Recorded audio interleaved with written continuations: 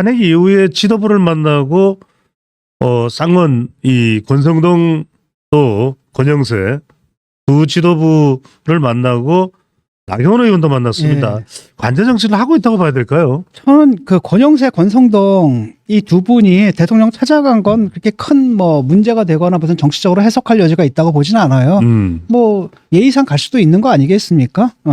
그 뭐 파면됐는데 네. 하고 뭐 딱 연을 그냥 바로 끊어버리고 뭐 모른 척하고 이것도 좀 야박하고 좀 이상하잖아요. 그래서 찾아간 거는 좀 크게 뭐 정치적으로 해석할 필요는 없다고 하는데 문제는 뭐냐면 이제 그 뒤에 그 대통령이 했던 말들 그 다음에 대통령이 그 뒤에 이제 그 변호인단을 통해 가지고 발표한 메시지라든지 아니면 나경원 의원을 만나고 이런 것들은 분명하게 사저 정치가 시작됐다라는 약간 불길한 예감을 주는 사건들이라고 할 수가 있습니다. 그러니까 권영세, 권성동 만나가지고 이분이 또 뭐라 그러냐면 시간이 많지 않기 때문에 당을 중심으로 대선 준비를 잘해서 꼭 승리하길 바란다. 이런 것은 마치 현직 대통령이 당대표한테 하는 말이잖아요. 그런 메시지를 남겼고 그다음에 지지층을 향해서는 뭐라 그랬냐면 지지층은 굉장히 노골적이거든요. 예. 12월 13일 저녁에 청계 광장을 가득 메웠던 여러분의 첫 함성을 기억합니다. 나라의 엄중한 위기 상황을 깨닫고 자유와 주권 수호를 위해 싸운 여러분의 여정은 대한민국의 위대한 역사로 기록될 것이다. 그러니까 자기를 위해서 그 시위에 나와준 집회를 해준 그 사람들한테 굉장히 감사를 하면서 거기다 뭐라고 했습니까? 대한민국 위대한 역사가 될 것이다 이렇게 얘기를 했던 거죠. 그 다음에 또 다른 한편으로 청년들을 향해서 청년 여러분 이 나라와 미래의 주인공은 바로 여러분들입니다. 오늘의 현실이 힘들더라도 결코 좌절하지 말고 항상 자신감과 용기를 가지십시오. 갑자기 뜬금없이 수많은 인구 집단 중에 청년을 딱 짚었거든요. 네. 왜 그러냐면 탄핵 반대 집회 때 거기 이제 2030 젊은이들이 모였던 거 있잖아요. 그러니까 거기 굉장히 국힘과 대통령 측에서 상당히 이제 업됐던 그 고무됐어요. 고무가 네. 됐던 거죠. 네. 그 부분을 갖다 겨냥한 거니까 결국은 이 메시지가 국민 전체를 향한 메시지가 아니라 자기 지지층만을 향한 메시지거든요.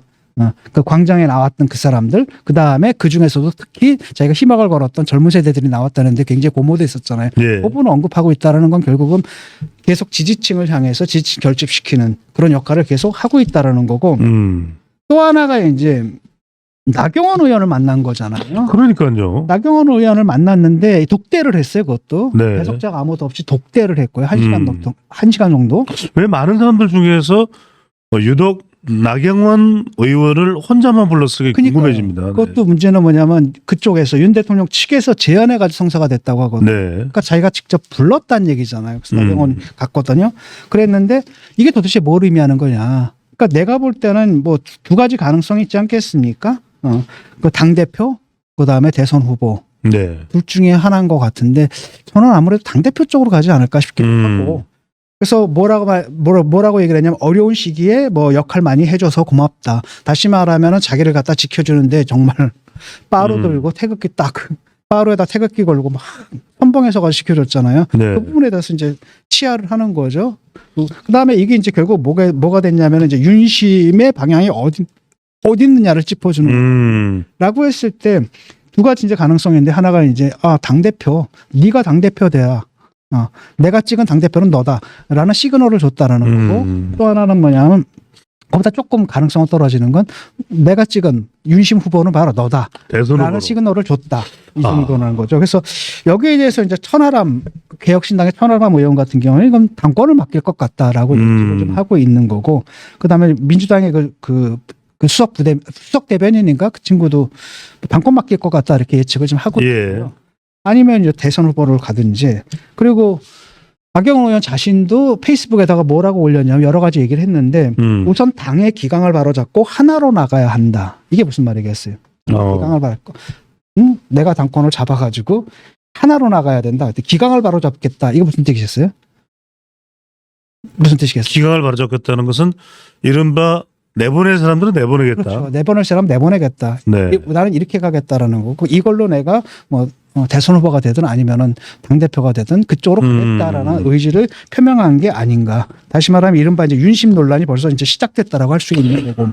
요즘 이데 뭐 좀 궁금해지는 게 실제로 2023년 전당대회인가요? 그때 김기현 의원이 당대표가 될 때는 이른바 나경원 쳐내기를 했죠. 의원에 대해서 쳐냈고 또 뭐 이른바 윤심으로 뭐 연판장을 돌리는 일도 있었고 그랬던 나경원에 대해서 그러면 권성동은 별로 못 믿겠고 나경원이 이 당권을 이끌면서 나를 지켜줄 책임자 이렇게 봤다는 이야기일까요? 그렇죠. 그러니까 그동안에 요 이제 탄핵 국면에서 나경원 의원이 우리가 상상했던 것 이상으로 그냥 과격하게 나갔죠. 상당히 극단적인 언사도 불사했고. 그러니까 그 전에는 그런 모습은 아니었거든요. 예. 최근에는 무슨 거의 태극기 부대가 돼가지고 막 나섰잖아요. 아하. 그 부분에 대해서 그 대통령하고 그다음 김건희 여사는 그런 사람 좋아하잖아요. 자기 인정받았네요. 네. 그걸 인정받으니까 따로 불러가지고 얘기를 한 거고 이거 분명하게 당권이나 아니면 대선 후보. 근데 대선 후보는 좀 아닌 것 같고 내가 그렇죠. 네. 당권을 네가 잡고 나가라. 그 다음에 이른바 이제 반윤 또는 뭐 친한 이쪽 애들은 내쳐라. 뭐 이런 얘기가 되지 않았을까 싶어요. 네. 근데 어쨌든 이제 분명한 건 뭐냐면 대통령이 파면 결정에 대해서 아직도 아무런 입장을 내지 않았거든요. 쉽게 말하면 파면 결정에 내가 승복한다라는 메시지를 내야 되는데 당에서는 그 메시지가 나왔거든요. 당에서 공식적으로 메시지를 냈는데 대통령 자신은 아직 그 메시지를 내지 않았어요. 예. 그리고 조금 전에 난 메시지라는 걸 딱 보게 되면 결국 뭡니까? 계엄이 정당했다는 자신의 입장을 다시 한번 확인한 거거든요. 다시 한번 확인한 거죠. 그러니까 광장에 나온 사람들만을 가리키고 있는 거예요. 예. 라고 한다면 결국 제가 이제 우려했던 대로 그 길로 가는 거죠. 왜냐? 자기가 뭡니까? 지켜줄 사람이 필요하거든요. 그럼에도 불구하고. 그렇기 때문에 조국이 했던 것도 그거 아니겠습니까? 뭐 국민들이야 뭐라고 하든 간에 딱 자기를 갖다 옹호해 줄 사람들, 그들과만 소통하고, 예. 그들 속에 들어가서만 마음이 편함을 느끼는 거고, 그걸 갖다가 없애고 싶지는 않겠죠. 그게 끊어지게 되면 완전 고립되잖아요. 그래서 그런 식으로 정치적 영향력을 계속 유지하려고 하고, 그런 가운데서 당을 계속, 당에 대한 자신의 영향력을 계속 유지하고, 예. 그러면 그 당은 뭘 해주는 겁니까? 자기를 갖다 지켜주고. 이런 쪽으로 방향을 좀 잡은 것 같아요. 그 다음에 나경원 의원 같은 경우는 그래서 네. 그 기회를 잡은 거고. 그럼 내가 하겠다. 딱 해서 잡은 거고. 네. 교수님 말씀하신 대로 나경원 의원을 불러다가 당을 이끌고 나를 지켜줘. 윤석열 전 대통령이 이렇게 이야기했는데 지금 일각에서 나오는 이야기는 윤석열 신당설이 나옵니다. 에이, 가능성 없다고 봐요. 왜냐하면은 뭐하러 윤석열 신당을 만들어요. 지금 당에 대해서 지금 장악력을 갖고 있는 건 여전히 자기인데. 그렇잖아요. 의원들 대다수가 친윤이란 말이죠. 그다음 심지어는 뭡니까? 그 대통령 탈당하라, 출당해야 된다라고 주장하는 사람들을 오히려 쫓아내야 된다라고 얘기를 하는 분이란 말이죠. 신당이란 건 뭐냐면 당내에서 헤게모니 싸움을 하다가 누가 못된 사람들이 여기서는 도대체 우리가 길이 안 보인다라고 할 때 밖에 나가서 만드는 게 신당인데 누가 지금 그 윤 대통령을 따라가지고 나갈 사람이 있겠습니까? 그 사람들도 윤 대통령이 좋아서 거기 있는 건 아니거든요. 예. 다 뭐냐면 지금 상태 속에서 윤 대통령 중심으로 뭉쳐 있어야 자기들 기득권이 유지가 된다는 건데 윤 대통령이 만약에 당 바깥으로 나가버려? 이건 아무짝에도 쓸데없는 거거든. 그때는 정말 우리보다 더 야멸차게 안녕할 겁니다. 예. 나갈 이유가 없는 거고 나갈 필요도 없는 거죠. 그렇기 때문에 신당을 만든다는 건 제가 볼 땐 가능하지 않은 시나리오다. 예. 그건 언제 가능하냐면 만약에 이제 대선 국면 속에서 친윤과 친한이 부딪혀가지고 친윤 세력이 패배했을 때 그래서 당에서 이제 점점 의원들이 친윤에서 친한으로 막 돌아서고 그랬을 때 일부 사람들이 설 자리를 잃었을 때 그때 나가서 만드는 게. 근데 그때조차도 그렇게 나갈 각오를 할 수 있을 만큼 결기가 있는 의원이 얼마나 되겠냐라는 거예요. 네. 그러니까 윤석열에 대한 충성으로 묶여 있다라기보다도 자기들의 기득권을 위해서 지금 윤석열을 이용해 먹는 사람이란 말이죠. 그러니까 박근혜 대통령 같은 경우에 있거든요. 정말 심정적으로 막 좋아하는 사람들 말이에요. 왜냐하면 그 아버지의 유산도 있고 아주 오랫동안 그 박근혜 대통령과 그 지지층 사이에 형성됐던 굉장히 오래된 그 정서의 끈이라는 게 있는데 이분은 그냥 밖에서 뚝 떨어진 사람이란 말이죠. 심지어는 뭐니까 박근혜 대통령 수사했던 사람이고 그게 없거든요. 그러니까 사실은 이분을 믿고 나갈 사람도 많지 않고 그래서 저는 신당설은 말이 안 된다고 봐요. 그냥 해프닝이다. 그냥 해프닝이고. 요즘 근데 뭐 일종의 찌라시로 퍼져서 윤석열 대출마, 김건희 출마설 어디에 출마하고 어디에 재출마한다는 겁니까? 그러니까 윤석열 출마라는 건 모르겠습니다. 대통령 선거에 나올 수가 없는 거거든요. 지금 내가 알고 있기로 파면은 됐잖아요. 그럼 그렇죠. 5년간은 선거에 법적으로 나오질 못해요. 출마 자체가 가능하지가 않습니다. 그리고 또 대통령이든 어떤 선거든 간에요. 그렇죠. 네. 그다음에 또 다른 한편으로는 김건희 출마설은 이건 말도 안 되는 거고. 네. 말이 되겠습니까? 그러잖아요. 정권의 약한 골이었거든요. 김건희 여사가. 네. 그렇잖아요. 그래서 민주당이 거기만 집중 타격을 했거든요. 그런데 그거를 들고 나와? 그건 말이 안 되는 거고 아무리 머리가 나빠도 검찰 소환된다는 이야기가 그렇죠. 있습니다. 검찰 네. 소환될 거고. 근데 뭐 소환돼도 뭐 저는 뭐 크게 문제가 될 건 없다고 보거든요. 뭐 기소가 된다 하더라도 지난번에 얘기했듯이 기소가 된다 하더라도 요번에 이제 그 처벌받은 사람들 그 사람들 수준보다도 못할 거다. 그래서 안심하고 차라리 특검을 그때 받았어요. 와. 정권처에 차라리 특검 받았으면 털었잖아. 아, 그럼 여기까지 안 왔을 거라는 거잖아요. 그러니까 털었어야 되는데 그때도 옆에서 또 아부하는 놈들이 절대 받으면 안 됩니다. 이러면서 자기 기득권들을 유지한 거고 그래서 뭐 가다가 궁지에 몰려가지고 계엄까지 딱 때려버린 사태가 온 거잖아요. 그래서 근데 뭐 이분이 나올 처지는 못 되는 거고 네. 나온다 그러면 사람들이 뭐라 그랬습니까? 미쳤다라고 하겠죠. 제정신이야 이러겠죠. 자, 여하튼 이제 지금부터는 대선 국면입니다. 60일도 남지 않았습니다. 6월 3일로 결정이 됐고요. 29일, 30일 사전투표도 실시됩니다. 각 당 경선까지 합하면 정말 정신없이 지나갈 텐데 우선 국힘부터 이야기 나눠보겠습니다. 교수님. 일단은 중요한 것이 경선론을 어떻게 가느냐. 완전 국민 경선제로 가느냐. 또 윤석열 대통령에 대해서 어떤 입장을 가지게 되는지 어떤 정리를 하느냐. 윤심 정리를 할 수 있느냐 없느냐가 상당히 중요할 것 같은데 일단 국힘이 그래도 가능성을 가지기 위해서는 가장 먼저 풀어야 될 숙제가 뭘까요? 뻔한 거죠. 그 탄핵에 대한 입장을 확실히 정리를 해야 됩니다. 그것 없이는 안 됩니다. 일단 경선 룰 갖고 좀 싸우는데 지금 대선 후보 경선을 위한 선관위가 이제 발족하지 않았습니까? 7일에.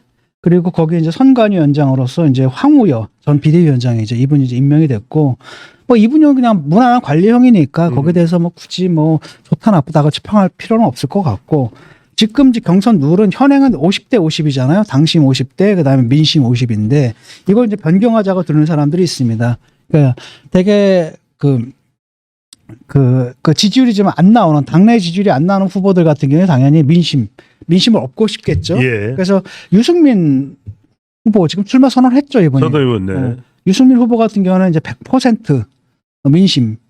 경우는 완전 국민 경선으로 가자. 네. 그리고 이게 선례가 있었거든요. 옛날에 서울시장 선거할 때 저기 김종인 위원장 취재에서 그걸로 사실 큰 재미를 좀 봤죠. 그걸 좀 얘기를 하고 있고 안철수 후보 같은 경우에는 뭐라고 얘기를 하냐면은 80% 민심 비율이 좋다라고 얘기를 하는 거죠. 그러니까 당심을 20%로 줄이고 80% 민심을 반영하자라는 겁니다. 특히 유승민 의원 같은 경우 100% 얘기를 하는 게 그냥 그 선호도를 갖다 일반 국민을 대상으로 하게 되면 선호도는 항상 어떤 조사에서도 지금이나 과거나 항상 유승민이 1위로 나와요. 네. 근데 이제 저쪽 그 보수 지지층에서는 그건 이제 민주당 지지층의 역선택 덕분이다 이렇게 얘기를 하기 때문에 진정한 지지율로 인정할 수 없다 뭐 이렇게 얘기를 해요. 예. 그래서 이제 결국은 이제 경선 딱 들어가게 되면 사실 지지율이 쑥 떨어지는 그런 양상을 좀 보이고 이번에도 다르지 않을 거라고 봅니다. 그래서 결국은 이제 현행 50대 50으로 치러질 게 제가 볼 때는 뭐 거의 확실하다고 봅니다. 왜냐하면은 그 황우여 비대위원장도 뭐라고 얘기했습니까? 선관위원장이죠. 뭐라고 얘기했냐면은 뭐 실익이 없다.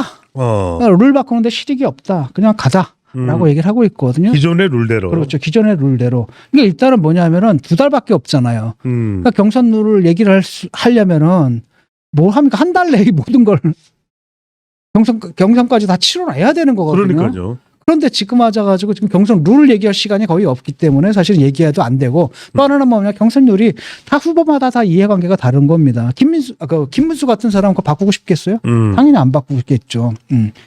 그러다 보니까 이게 사실은 이해관계가 다르기 때문에 조정하기도 힘든 거죠. 그러니까 사실은 이 현행대로 갈 가능성이 거의 100%라고 봅니다. 50대 50. 그 두 번째 포인트가 이제 윤심입니다. 윤심이죠. 그러니까 윤심과 그 결별을 하느냐의 문제잖아요. 근데 결별을 하는 방식이 이제 두 가지 방식이 있는 것 같아요. 예를 들어가지고 김상욱 의원이나 또는 이제 부산의 누굽니까 조경태 의원이 얘기하는 것처럼. 그러니까 한쪽은 윤석열 대통령이나 출당 또 출당시켜야 된다는 입장. 한쪽은 그렇죠. 오히려 그런 주장하는 김상욱, 조경태를 내보내야 된다. 이런 주장이 있는데 요거는 좀 사실 원칙적으로는 출당시키는 게 맞죠. 그런데 문제는 뭐냐 국힘의 당론이 뭐였습니까? 탄핵 반대였는데 그러니까 탄핵 반대였기 때문에 출당시키기가 굉장히 힘든 상황이라는 거죠.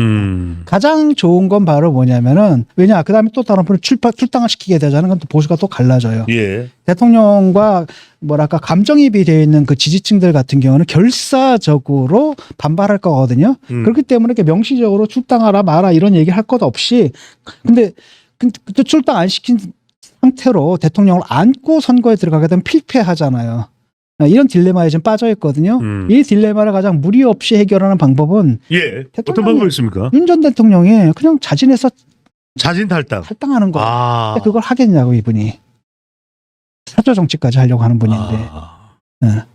왜냐 자진 탈당하게 되면 자기 당하고 관계를 끊고 자기 이제 모든 문제를 나 혼자 안고 가겠다는 거잖아요. 예. 그게 아니라 이분은 아직도 당과 그 다음에 자기 지지층의 엄호를 필요로 하고 있거든요. 수사가 있으니까, 그러니까 재판이 있으니까. 그걸 안 하려고 할 거라는 겁니다. 그래서 그다음에 이제 또 다른 한편은 이제 경선의 과정에 들어가게 되면은 경선 과정에 들어가게 되면 이제 모든 후보들이 그 탄핵에 찬성했던 후보들을 겨냥해서 공격하면서 예. 탄핵 반대 입장을 더 선명하게 드러나면서 대통령의 낙점을 받으려고 할 거라는 거죠. 심평 변호사가 얘기했듯이 대통령이 그 예지력으로 누가 낙점을 하는 그 후보가 될 거다 이렇게 얘기를 하잖아요.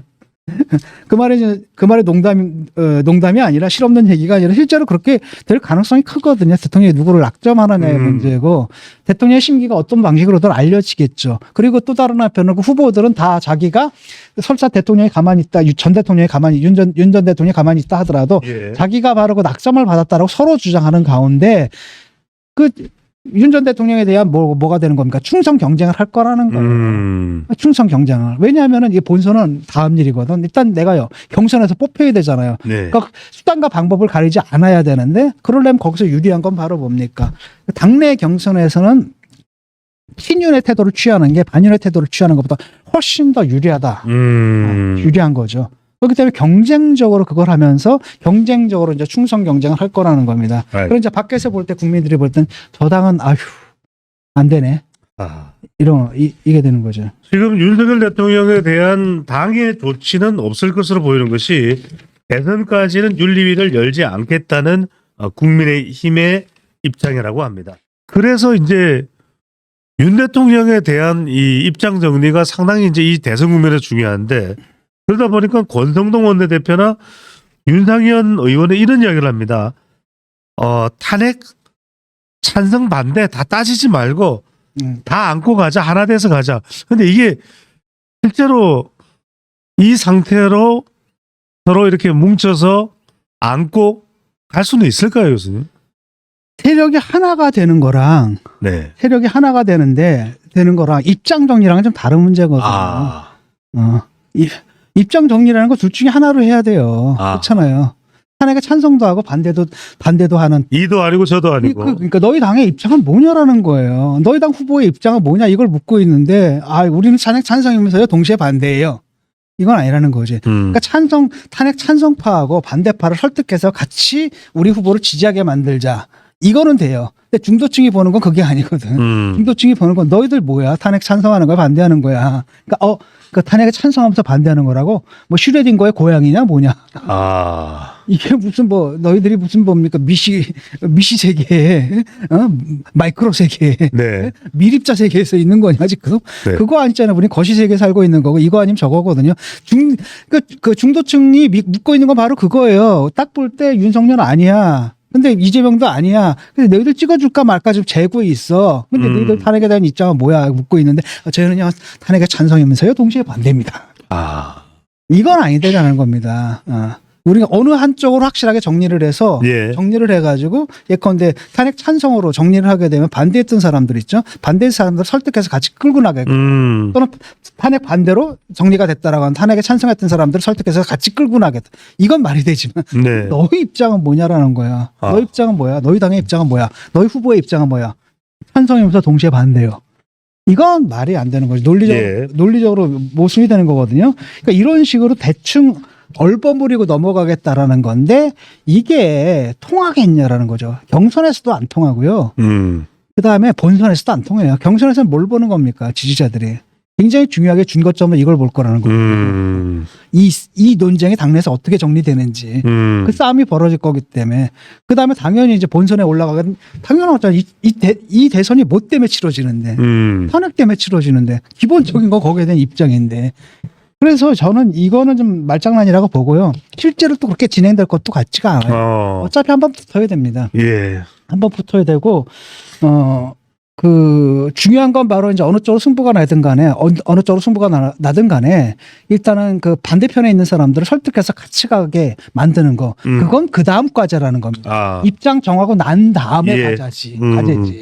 그 입장도 안 정해놓고 같이 가자 얘기하는 건 의미가 없다고 보는 겁니다 지금. 네. 적어도 윤석열 대통령의 헌법재판소 선고는 수용하겠다. 네. 이런 입장 정리는 돼야 된다. 그러니까 지금 같은 경우는 어차피 쉽게 말하면 탄핵 반대 입장을 가지고 계엄 찬성, 그다음 탄핵 반대 입장 갖고 선거를 치르게 되잖아요. 네. 그럼 이번에 보궐선거 봤죠.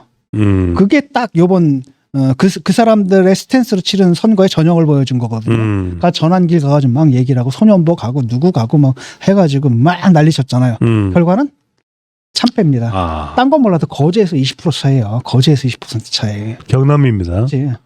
경남에서 부산 다 먹었잖아요. 네. 이렇게 되고 이게 이제 불보듯이 뻔하다라는 겁니다. 그렇기 때문에 딱 하나의 가능성은 사실 민주당 그다음에 민주당으로 정권 넘어갈 가능성이 95%예요. 그다음에 또 다른 한편으로는 이재명이 대통령이 될 가능성도 거의 95%거든요. 남는 5%의 가능성은 뭐냐라고 한다면 그 입장 정리 확실하게 해서 깔끔하게 하면은 확실히 또 달라질 수가 있거든요. 지금 같은 경우 지금 상황에서 나는 거의 가능성이 많지 않다고 보거든요. 많지 않은 이 가능성이 현실화될 때는 좀 다르죠. 그러면은 극적인 드라마가 만들어지나요? 극적인 드라마가 딱 만들어지고 그러면 상승세가 딱 생기거든요. 그러니까 뭐 어차피 민주당 경선은 김 빠질 거고 거기는 뭐 새로운 뭐 뉴스거리가 안 나올 거라는 네, 안 봐도 비디오고요. 그렇죠. 여기서는 이제 예상 못한 결과가 확 나왔을 때 치고 나가면서 컨벤션 효과 더불어서 치고 나가면서 그때쯤 되면은 기울어진 운동장에서도 한번 붙어볼 만한 그게 된다라는 겁니다. 그게 유일한 가능성이에요. 그런데 문제는 뭐냐 그 유일한 가능성이 지금 당내에서 그러니까 전략적 선택을 하느냐 마느냐거든요. 그러니까 예를 들어 가지고 국힘 지지층들, 국힘 지지층이 과거에 그 이준석이 딱 대구 내려가지고 탄핵의 강을 건너야 합니다라고 했을 때 전략적 선택을 딱 했잖아요. 그에 버금가는 그것의 재판 쉽게 말하면 마음에 들지 않는다 하더라도 전략적으로 선택하는. 그러니까 과거에 호남에서 먼저 했던 거잖아요. 우리 후보가 호남 후보가 아니야. 영남 사람이야. 마음에 안 들어? 그럼에도 불구하고 전략적으로 선택한 거잖아요. 그와 비슷한 전략적 선택이 일어난다면 한번 해볼 만한 선거지만 그렇지 않을 경우에 사실은 이건 뭐 해보나 말한 겁니다. 네. 바로 그 가능성을 쫓아서 후보 이야기로 바로 들어가겠습니다. 시청자분들은 더 많이 집중을 해 주시고요. 지난 4일 진 교수님의 이 특집 방송에서 삼국지를 전망해 주셨습니다. 자, 거론되는 4인방 중에서 한 사람이 빠졌습니다. 삼국지 내에는 김문수, 한동훈, 오세훈이 들어갔습니다. 교수님 일단 홍준표가 빠진 이유는 뭡니까? 그러니까 홍준표랑은 김문수랑 좀 겹쳐서. 그래서 좀 왜냐하면은 이게 이제 표가 나눠질 것 같거든요. 시간적으로 쏠릴 것 같아가지고 그랬던 것 같아요. 지금 상황이 좀 달라지는 것 같아요. 어떤 이야기일까요? 오세훈 시장이 이게 출마를 할까 말까. 조금 지금 말이 얼마 전까지만 해도 책 내고 막 그래가지고 출마가 거의 확실하다고 봤는데 최근에 이제 그것 때문에 한 방 먹은 거 아니겠습니까? 토지 허가제 때문에. 그게 좀 타격이 좀 컸던 모양이에요. 그러니까 이분이 생각할 때 뭐냐면은 지금 서울의 집값이 뚝뚝 떨어지고 있기 때문에 이걸 좀 풀어준다 하더라도 이게 확산되지는 않을 거다. 강남에서만 좀 머물 거다. 근데 이게 강남 넘어가지고 마용성까지 가고 막 다른 지역으로 막 확산되기가 보였던 거잖아요. 그러니까 서둘러가 재지정을 하니까 사실 스타일을 확 구겨버렸거든요. 그다음 서울 집값이 그 다음에 올라가고 있어요 지금. 그 여파로 재지정을 했는데도 불구하고 그건 바로 뭐냐면 한번 풀렸잖아. 고삐가 풀렸네요. 6개월 후에 또 풀릴 수 있는 거 아니야? 이런 기대감 때문에. 그러니까 그 갭 투자하는 사람이라든지 이런 사람들한테 헛된 기대감을 좀 준 거거든요. 집값을 좀 올려놓은 부분이 있어가지고 이게 사실은 뭐냐면 그 마용성 뭐 이런 쪽 있잖아요. 그쪽에 자기 표를 좀 얻어가려고. 왜냐하면 주로 이제 자산가들 층이잖아요. 라고 던진 승부수였는데 계산을 잘못한 거죠. 아하. 계산을 잘못해서 그것 때문인지 약간 멈칫하고 있어요. 그래서 어떻게 될지 모르겠어요. 자, 중요한 말씀해 주셨습니다. 이 국민의힘 삼국지에 김문수, 오세훈, 한동훈이 아니라 김문수, 홍준표, 한동훈이 될 수도 있다는 말씀이었고 계속 이어가신다면요. 그런데 뭐 지금 뭐 가장 유력한 것은 이제 김문수죠. 네. 왜냐하면 이게 당심 50%거든요. 아. 당심 50%고 그 당심을 가진 건 뭐냐면 일반 그 국힘 지지자들이라기보다 굉장히 정치적으로 고관여층이거든요. 예. 고관여층이면 상당히 강성 지지층일 가능성이 크다라는 거거든요. 이 사람들이 50% 지분을 갖고 있는 거예요. 라고 한다면 이게 이제 이기기가 쉽지 않죠. 다만 이제 또 다른 한편은 뭐냐면 예. 국힘에서도 걱정하겠죠. 근데 김문수 갖고 나간 필패 카드라는 건 너무나 자기들이 봐도 뻔한 거거든요. 그러니까 그들 생각엔 두 가지가 있는 것 같아요. 일단 한편으로는 그래도 이겼으면 좋겠는데 두 번째는 뭐냐면 이기기 위해서는 뭐 한동훈이라든지 이런 카드가 참 낫거든요. 이기려는 카드로는. 그런데 그쪽에 했다가는 우리가 뭐가 돼. 이런 우려 때문에 그냥 뻔히 알면서 필패 카드라는 거 뻔히 알면서도 그쪽으로 가려고 하는 것 같고. 예. 나경원 같은 경우도 그 뻔히 알면서도 이제 뭐 자기 당권 잡거나 뭐 이런 쪽으로 하려고 그렇게 그 길을 가는 거고. 뭐 윤 전 대통령도 그걸 원하는 것 같고 이렇게 지금 그룹이 형성된 거 아니겠습니까? 이걸 뚫고 이겨야 되는 거예요, 지금. 이겨야 되는 거고.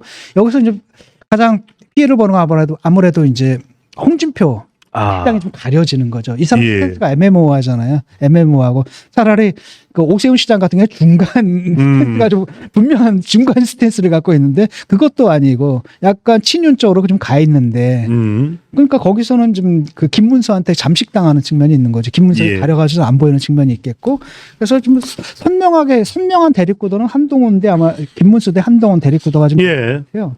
지금 말씀하셨던 대로 오세훈 시장도 최근에 또 악재가 될 만한 게 있었고 홍준표 시장은 배수진을 치고 나오긴 합니다만 김문수 장관이 말 그대로 겹치는데 전직 의원 125명이 김문수 지지를 선언할 정도로 일단은 최근 나오는 여론조사 또 윤석열 전 대통령의 윤심을 탄력받을 수 있다는 것이 작동하는 것 같은데 교수님께 단도직입적으로 여쭤보겠습니다. 궁금한 건 시간이 얼마 안 남았거든요. 김문수의 이 이른바 부각된 최근의 이 지지율이 본인은 뭐 대선 후보로 나갈 거라고는 꿈에도 생각해보지 않았을 거 아니겠습니까? 계속 뿜뿜할 수 있을까요? 그런 콘텐츠입니까? 아닙니까? 저는 이분은 이거 나가면 그냥 필패예요. 첫 번째 뭡니까? 왜 그 자리에 왜 후보에 올랐습니까? 계엄 사과를 거부했거든요. 다른 사람들 다 나와서 장관들 다 나와서 사과하고 예. 끝까지 사과 잘했다고 버텼거든요. 근데 계엄이라는 거 온 국민에 대한 테러였거든요. 그 우리 헌법재판소에서 8대0으로 확인한 거 아니겠습니까? 거기다 계엄에 찬성한 사람들은 대한민국이란 민주공화국에 살 자격이 없는 인간들이에요. 그건 아닙니다. 이거는 우리가 여야 좌우 진보를 떠나가지고 대한민국이란 헌법이다라는 약속 있지 않습니까? 약속 위반을 한 사람, 그걸 잘했다고, 그걸 잘한 짓이라고 나가서 후보가 된 사람인데, 그다음 탄핵을 당연히 반대했고, 이런 사람을 내세우게 되면은 이거 국민들이 열받는 거거든요. 이번에 탄핵 찬성한 거 보세요. 여론조사 봤죠? 87%인가가 인용한 거 잘했다라고 했단 말이죠. 예. 아니 17%로 떨어졌습니다. 잘못했다라고 하는 사람들.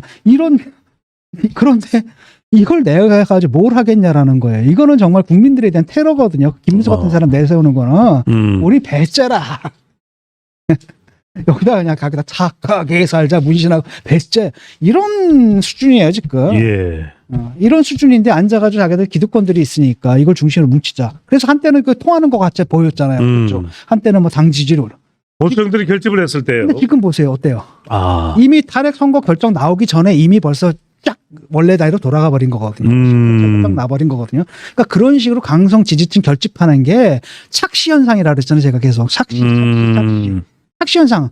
쫙 거품 빠지고 나니까 뭐예요? 이 처참함이 드러난 거죠. 근데 아직도 그걸 갖다 재현할 거라고 믿는 그것도 왜냐하면 거기 모인 사람들은 그나마 뭘 갖고 있었냐면 혹시 알아? 탄핵이 기각될 수도.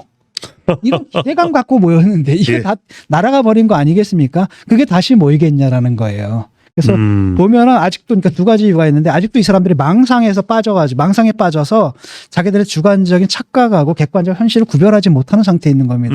그러니까 대통령 두 번을 다 탄핵당하는 사태가 온 거잖아요. 당의 상태가 이래, 정신 상태가. 당의 정신 상태가 이렇고.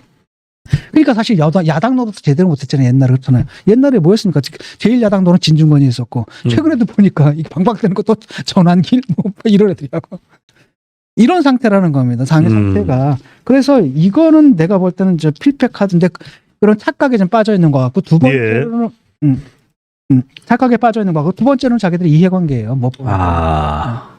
왜냐? 자기들이 그걸 인정을 할 경우 탄핵의 잘못, 그 계엄의 잘못을 인정할 경우 그걸 갖다 자기들이 옹호해 왔단 말이죠. 그럼 자기들이 물러나야 되는 거예요. 당을 다른 사람들이 이끌어야 되는 거죠. 다른 노선으로. 그럼 자기들이 물러난다는 얘기고 이걸 받아들이지 못하는 거죠. 이런 끔끈한 물질적 이해관계가 있기 때문에 앉아가지고들 저 짓들을 하고 있는 건데 저거 뭐 보자마자 100% 필패죠, 필패. 네. 300%, 500%, 1000% 확실합니다, 이거는. 교수님 말씀은 지금 이른바 윤심으로 김문수 장관이 추가적으로 받을 탄력은 많지 않다. 없다라고 봐요. 없다. 올라가긴 하겠죠, 이게 아무래도 그거. 예. 근데 내가 볼 때는 두 자릿수 이상, 아무리 결집된다 해도 두 자릿수 이상 될 것 같고 또 하나는 뭐냐면 이때 가장 수혜자가 누군지 아세요?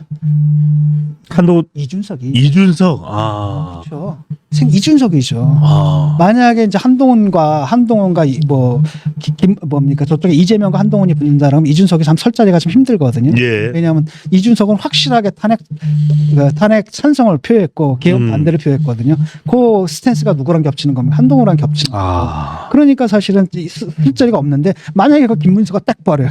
그럼 여기서 이만큼 나오는 거죠. 쉽게 말하면 탄핵엔 찬성했지만 이재명엔 찬성할 수 없는 이런 사람들 표를 상당 부분 많이 가져가겠고. 그다음에 그때는 이제 그 단일화도 안 되는 거예요. 단일화도 안 됩니다. 당연히 안 되겠죠. 왜냐하면 이준석 그걸 단일화하면 안 되는 거죠. 입장이 그렇게 다른데.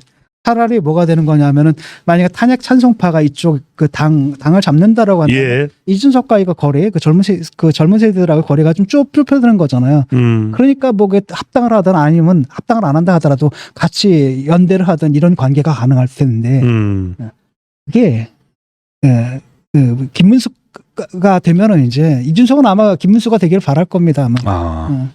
그럼 자기 존재감을 확 드러낼 수가 있는 거거든요. 예.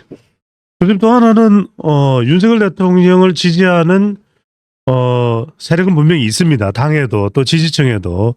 자, 한동훈 전 대표의 고민입니다. 그러니까 일단 탄핵도 찬성을 했고 계엄 해제하는데도 역할을 했고 그 부분은 지금 선거 결과에 따라서 한 전 대표가 가져갈 수 있는 이 정치적인 이익인데 윤 대통령을 이른바 지지해왔던 사람들 이것도 이제 고민은 한다라는 것이 한전 캠프의 전언입니다. 전달되는 들리는 이야기인데 이걸 헤쳐나갈 수 있는 전략이 있을까요? 그러니까 윤석열 대통령을 지지하는 사람들이 우리는 죽어도 한동훈 전 대표 안 돼. 그러면 이건 상당히 또 그렇죠. 본선이든 타격이 될 텐데. 그래서 내가 계속 얘기를 했던 게 뭐냐면 이게 정서적으로 한번 정리가 되면 마음이 이게 바뀌기 힘들거든요. 빨리빨리 선을 긋고. 그러니까 사실은 3개월 전부터 했어야 할 작업들이에요. 지금 설득을. 근데 딱 2달 남았는데 이 사람들의 마음의 앙금이 사라지겠냐고요. 전환이 굉장히 힘들거든요. 네. 근데 어차피 당으로서 대선을 치르려면은 윤 대통령하고 관계를 정리하지 않고서 이번 대선 치를 수가 없는 거예요. 근데 그걸 갖다 기술적으로 어떻게 해내느냐의 문제라는 거죠. 이미 이제 늦었는데 기대하는 건 뭐냐면 얼마 전에 뭐 탄핵 직전 갤럽 여론조사에서 뭐 한동훈 전 대표가 일단 뭐 TK 지지율 1위가 나왔잖아요. 예. 그러니까 사실 TK에서 이제 전략적 선택을 하느냐 마느냐의 문제라고 봐요.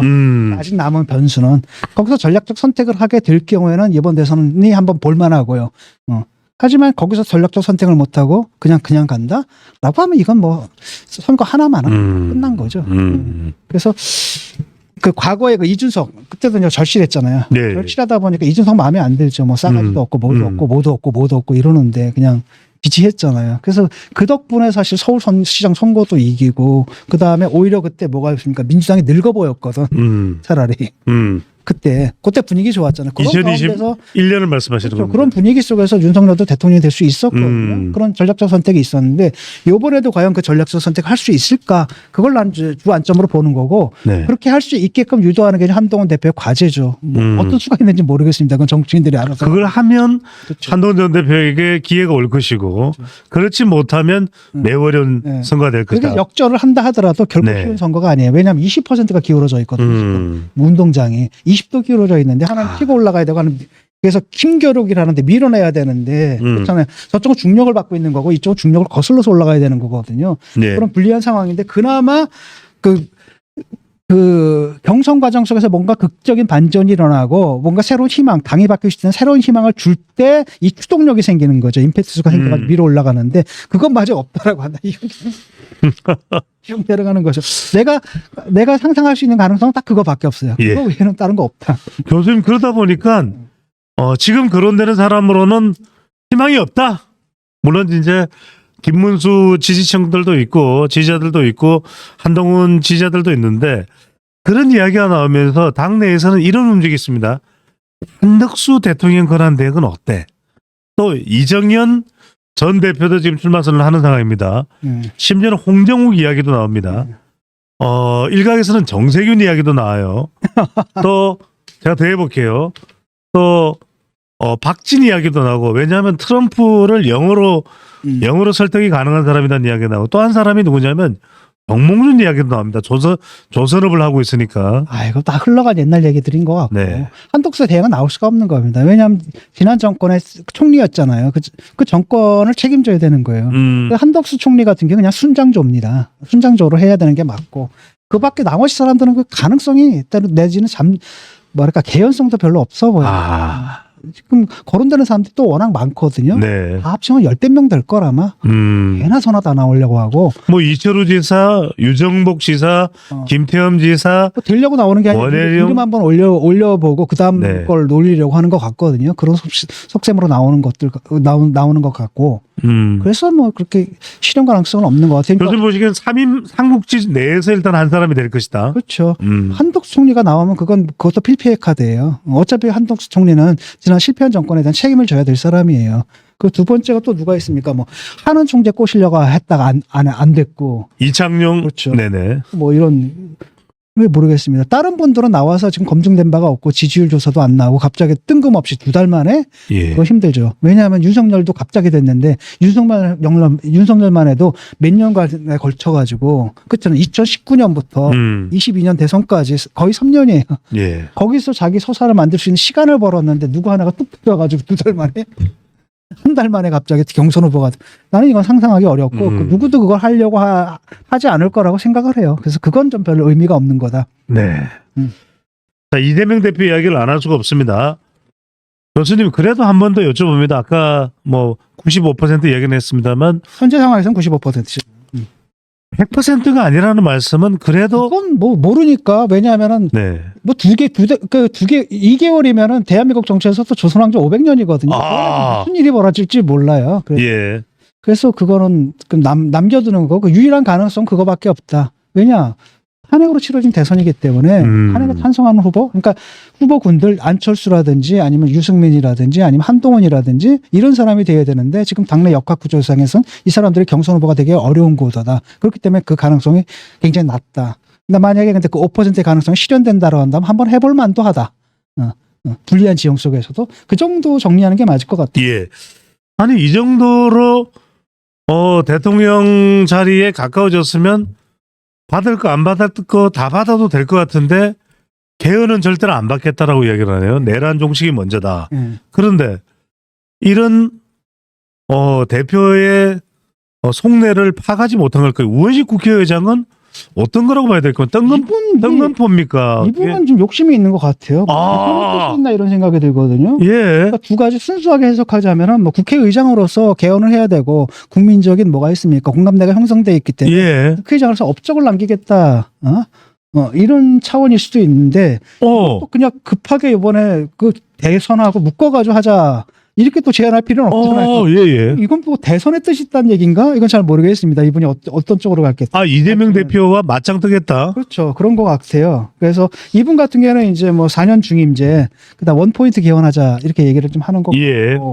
여기에 대해서 김동연 경기지사가 이제 딱 치고 나오는 거죠. 왜냐하면은 지금 상황 속에서 그 프레임 전환을 해줘야 되거든요. 후보들이 좀그 뛰려면은 새로운 의제를 던져야 되는 거죠. 근데 이재명 대표는 그게 아니라 계속 내란 프레임으로 계속 선거를 갖다 혼자 끌고 가고 싶어하는. 예. 그랬는데 이제 다른 그 후보들 같은 경우에는 그거는 뭐 사실은 뭐 이재명한테 유리한 거니까 뭔가 좀 프레임 전환을 해야 되는 화상정권 개헌 이슈고, 또 한편으로는 그 이슈가 국민적인 공감대, 광범위한 국민적 공감대를 받고 있고 예. 여야를 넘어서 상당 부분 공감대가 이루어졌잖아요. 이미. 그렇기 때문에 던지기 좋다라고 해서 던지는 것 같고, 그러다 보니까 김동연 경기지사도 우원식 국회의장의 대선 개헌 동시투표 제안에 동의한다 이렇게 나오는 거예요. 그러니까 쉽게 말하면 개헌을 갖다가 뭡니까?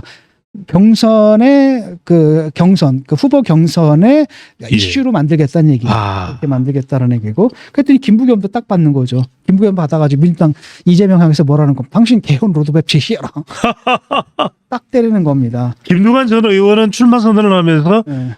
이 개헌을 위해서 임기 단축을 해도 나는 받아들이겠다 그 이야기도 했습니다. 그렇죠. 그러니까 이게 이재명이 굉장히 난감해진 거거든요. 그러니까 네. 당내에서도 다 자기 빼고는, 그러니까 정대철 헌정회장 같은 경우에도 막 편들어주고 개헌론에 힘을 실어주고 네. 이러다 보니까 당내에서 좀 고립이 좀 되어 있는 거죠. 그러니까 당내뿐 아니라 바깥에서도 지금 그 여당 후보들은 오세훈도 그렇고 한동훈도 그렇고 안철수도 그렇고 이 사람들은 개헌뿐 아니라 거기다 뭡니까 4년 중임제뿐 아니라 하나 더 실었거든요. 임기 단축 개헌하라까지 실었단 말이죠.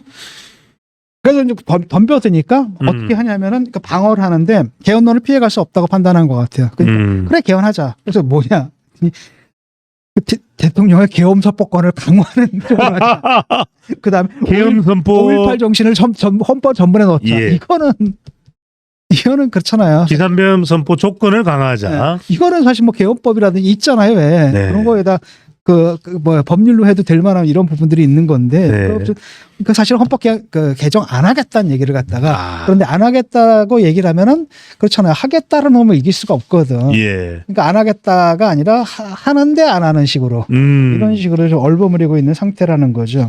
교수님 지금 이재명 대표가 이야기는 안 하지만 속마음은 우원식 의장 멱살 한번 잡고 싶겠죠, 그죠? 짜증 날 겁니다. 네. 지금 두 개가 이제 짜증 나게 할 건데, 하나가 뭐냐면 임기 단축 개헌하자라는 거.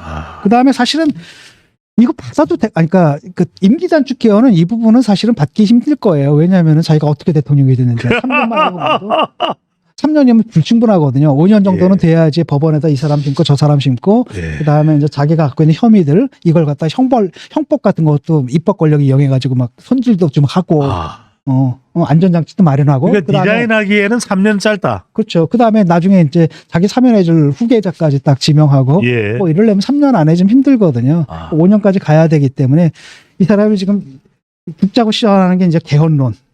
개헌론은 하고, 그 다음 두 번째가 이제 오픈 프라이머리 하자. 오픈 프라이머리 정도 받아도 되거든요.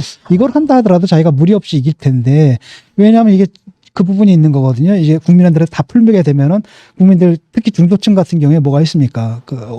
이재명 포비아가 있거든요.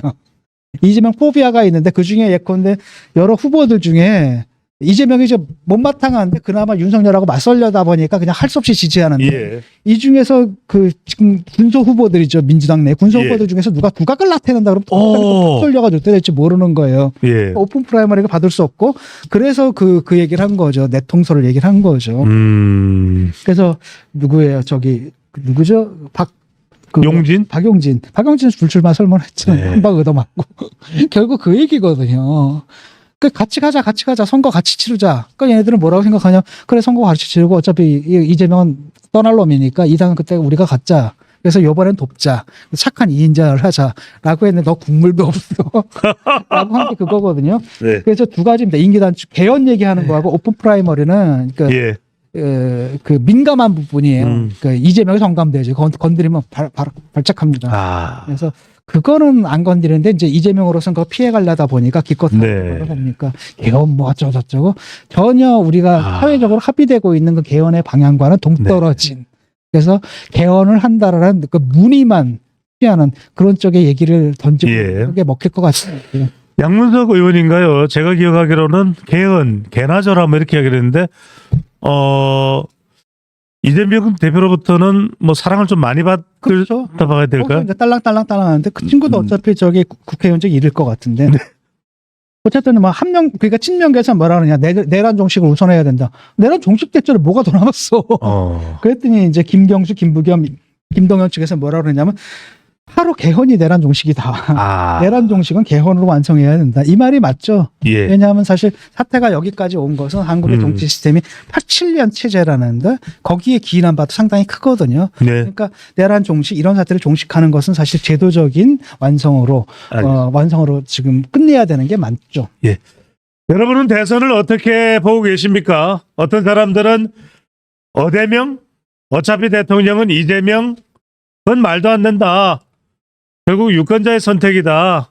정해놓는 대선이 어디 있느냐라는 이야기를 하시는 분들도 있습니다. 중요한 것은 국민의힘입니다. 국민의힘이 어떤 마음가짐으로 어떤 경선을 또 어떤 후보를 선택하느냐가 가장 중요한 것 아닌가 싶은데 교수님 어떻게 생각하시는지요? 그렇죠. 어떤 경선이냐 경선 과정 속에서 당의 탈바꿈을 해야 되는 겁니다. 2번에 걸쳐가지고 탄핵 대통령이 나왔거든요. 2번 연속 당에 문제가 있다는 얘기예요. 맨날 그 따라만 다녔잖아요. 자기들 그러니까 쉽게 말하면은 그 민주주의에 대한 이해가 굉장히 박약한 겁니다. 그걸 왕처럼 모시다가 그렇게 된 거 아니겠습니까? 결국은 그러니까 그런 당의 모습들에서 벗어나는 계기가 되지 않는 이상은 그 대선 본선판에다가 티켓 못 내밀어요. 그거 좀 명심해야 됩니다. 그리고 해서 딱 하나 남은 가능성이라는 건 뭐냐면은 그 보수층의 그 전략적 선택, 그 가능성 하나가 딱 있고 그 가능성이 실현되지 않으면 사실 이 선거 하나만 합니다. 네. 한덕수 권한대행과 관련된 부분입니다. 마은혁 헌법재판관 후보자를 드디어 임명했습니다. 네. 이제는 헌법재판관입니다. 동시에 대통령 몫인 이완규, 함상훈 그러니까 문영배, 이미선이 18일자로 이달 물러나기 때문에 대통령 몫인 이완규, 함상훈 두 사람을 임명을 했습니다. 아니죠. 아직 지명한 거죠. 지명을 했습니다. 참 지명을 했습니다. 근데 지금 뭐 우원식 국회의장은 아예 인사청문서를 접수하지도 않겠다. 민주당은 지금 한덕수가 대통령인 줄 아느냐 난리가 났습니다. 이게 좀 유감스러운데 너무 늦었죠. 이게 왜 그랬냐면 그 탄핵 심판 선거 전에 했어야 되거든요. 예. 전에 임명을 했어야 되는 겁니다. 헌재에서도 그거 하라고 임명하라고 했지 않습니까? 임명 안 하는 거 위헌이다라고 얘기를 했기 때문에 그 진작에 했어야 되는데 아마도 이제 그쪽에서는 뭘 생각한 것 같냐면 혹시 이것이 탄핵의 변수가 되지 않을까. 탄핵 심판의 변수가 되지 않을까 싶어가지고 끝까지 임명을 안 했던 거거든요. 근데 사실은 그것도 좀 쓸데없었던 게 이미 그때 임명을 했어도 이번은 어차피 거기 그 결정 과정에 참여를 못 해요. 네. 변수가 되지 않거든요. 결과를 보면 또 임명을 했더라도 뭐 차이 날 게 차이가 없었습니다. 날 게 없는 거고. 네. 그러니까 또 다른 한편으로 뭐냐면은 임명 전에, 그러니까 그 선거 전에 만약에 임명을 했다고 한다면 지금 두 사람을 곁다리를 끼웠어도 민주당에서 그렇게 크게 반발 안 하거든요. 왜냐하면 그래 임명해줄게 니들 말대로 대신 이 두 사람도 임명해줘라고 하면 민주당에서 반발하기 상당히 어려워요. 그렇기 때문에 그때 임명을 했어야 되는데 그 시기를 넘겨버린 거죠. 그래서 마은혁 임명하고 그다음에 이완규, 함성훈 이 두 분을 갖다 임명을 했는데 지금 문제가 되는 거는 그거죠. 그 권한 대행이 대통령 몫에 헌법재판관을 지명하고 또 임명할 수 있느냐, 그럴 권한이 있느냐라고거든요. 그러니까 사실 법적으로는 권한이 있거든요. 왜냐하면 권한 대행이에요. 그러니까. 권한 대행, 대통령의 권한 대행이고 그렇다면 뭡니까? 대통령이 갖고 있는 권한을 대신해서 행사할 수 있는 건 맞거든요. 다만 그래도 대통령이 아니기 때문에 관습적으로 뭐가 있냐면 이거는 다음 대통령한테 밀어주는 게 낫다라고 해서 지난번에도 황교안 권한대행 같은 경우 어떻게 했습니까? 임명을 안 하고 다음 대통령한테 넘겨줬거든요. 네. 일종의 관습법 같은 게 이제 형성된 거죠. 그로 인해서. 근데 그 다음에 그 전에는 뭐가 있었느냐면은 뭐 권한대행이 헌법재판관을 임명한 선례들이 있었는데 그거는 대개 뭐 국회의장 몫이라든지 아니면 야당 몫이라든지 이런 거였거든요. 그러니까 자기가 지명하거나 임명권을 갖고 있는 건 아닌 거죠. 거기에 대해서는 이제 그 임명권을 행사한 적이 있는데 요번 같은 경우는 대통령 몫이잖아요. 그러니까 그게 이제 문제가 되는 거고 특히 이완규, 함상호 이 두 분 중에서 이완규라는 분이 문제가 되는 것 같아요.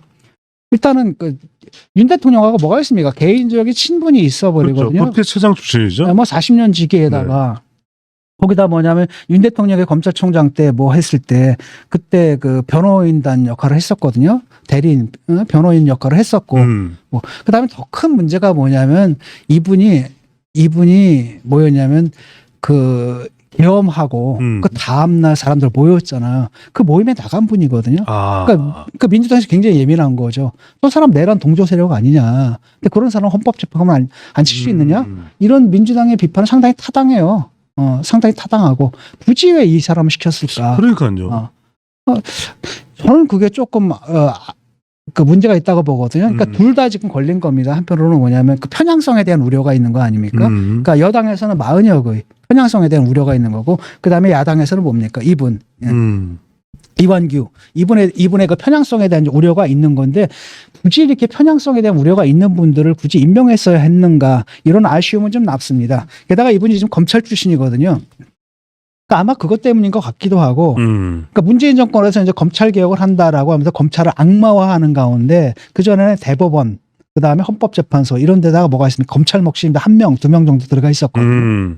그거 갖다 싹 빼버린 게 문재인 정권이거든요. 요번에 이제 검찰 출신이 또 하나 들어간 겁니다. 그러니까 요것도 이제 민주당의 심기를 거스르는 거죠. 그러니까 민주당에서는 죽어도 이완규 이분은 안 된다라고 지금 딴죽을 걸고 있는 거고, 어쨌든 그 마은혁도 그렇고, 그 다음에 이분도, 이완규 이분도 그렇고, 각 당에서 사실 보이콧할 소지가 좀 있는 분들이에요. 그래서 그러다 보니까 이제 뭐 민주당에서 난리가 난 거죠. 민주당에서 막 난리가 났고, 우원식 국회의장 같은 경우는 뭘 한 겁니까? 청문회 아예 그렇죠. 신청을 안 받겠다. 인사청문서를 접수받지 않겠다라고 얘기를 했습니다. 근데 이걸로 막을 수 있느냐 하면 막을 수가 없거든요. 일단 인사청문회가 끝난 다음에 지명을 해서 인사청문회를 거친 다음에 그 다음에 임명을 하게 돼 있잖아요. 근데 문제는 뭐냐면 인사청문회를 안 하겠다는 얘기잖아요. 그런데 그걸 보게 되면 뭐 어떻게 되어 있냐면, 국회에서 만약에 인사청문회를 갖다 안 할 경우에는, 시일을 넘도록 안 할 경우에는, 그때는 어떻게 되느냐면은 그 대통령 또는 권한대행이 그 10일 후에 또다시 재의를 요청할 수 있습니다. 해달라고. 그때도 안 하잖아요. 그러면 인사청문회 없이 그냥 임명할 수가 있어요. 그러니까 임명 과정까지 그냥 자동적으로 가는 겁니다. 그러니까 시간을 끈다고 될 문제가 아니에요. 지금 다음 대통령이 들어서려면 이제 2달이 남았거든요. 2달까지 끌기 힘들거든요. 라고 하면 임명이 된 거 임명이 되는 거는 뭐 거의 자동적인 현상이기 때문에 뭐 가처분 신청 이거 뭐 하겠다라는 거잖아요. 네. 뭐 효력정지 가처분 신청을 해서 한덕수 권한대행의 지명에 대해서는 할 수가 없다. 근데 법원에서 이거 받아들일 것 같지가 않아요. 그러려면 명백한 하자가 있어야 되거든요. 이 사람에게 명백한 하자가, 법적인 의미에서 명백한 하자가 있는 건 아니에요. 정치적인 결함은 있는 거지. 그런데 이게 정치적인 것하고 이 사람의 정책 성향하고 그 다음에 뭐 그 임명의 어떤 법적인 절차적인 하자라고는 전혀 다른 문제거든요. 그러니까 법원에서 이걸 받아들일 것 같지는 않고 끝까지 그 민주당에서 그럼에도 불구하고 그냥 밀어붙이는 것 같습니다. 보실 때는 한덕수 권한대행이 일단 밀어붙이면 이완규 함상훈도 재판관이 될 가능성은 지금으로서는 거의 뭐 100%라고 봐요. 될 거고, 그 다음에 효력정지 가처분 이런 것도 내가 받아들여질 것 같지가 않습니다. 그렇다면 결국은 이제 헌재가 어떻게 되는 거냐면, 이른바 중도 보수가 7이고 이른바 진보가 2인 이런 구도가 되는 건데, 문제는 뭐냐면 정치 색깔에 너무 민감할 필요가 없어요. 이번에도 봤잖아요. 지난번에도 박근혜 탄핵 때도 그랬고, 요번 탄핵 때도 그렇고, 뭐 어쩌고 저쩌고 진보 몇 대 몇 뭐 이렇게 얘기를 했지만 결론은 뭐예요? 8대 0 만장일치로 나거든요. 그러니까 법리적인 문제가 있는 겁니다. 그러니까 사실은 마은혁 또는 뭡니까 이완규 이런 분에 대해서 뭐 우려를 표명하는 것까지는 몰라도, 여기다 이 사람들이 그 안에 들어가게 되면 무슨 난리가 날 것처럼 이렇게 뭐 사생 결단하고 서로 싸울 필요가 있는가, 그건 좀 저는 거기에 대해서 좀 회의적입니다. 좀 이상해요. 왜냐하면은 헌법재판관쯤 되면은 그런 식으로 자기 정치적 색깔 또는 개인적인 성향 이걸 반영해서 판단하진 않거든요. 이 사람들 다 뭘 씁니까? 판결문을 쓰게 돼 있고, 거기다 자기가 어떤 의견을 갖고 있는지 보충 의견 내지는 뭐 소수 의견해서 덧붙이게 돼 있고, 법리적으로 다 얘기를 할 수밖에 없는 거거든요. 거기서 벗어날 수는 없는 겁니다. 그래서 너무 과민하게 굴 필요는 없다는 생각이 들어요, 이 부분은. 네.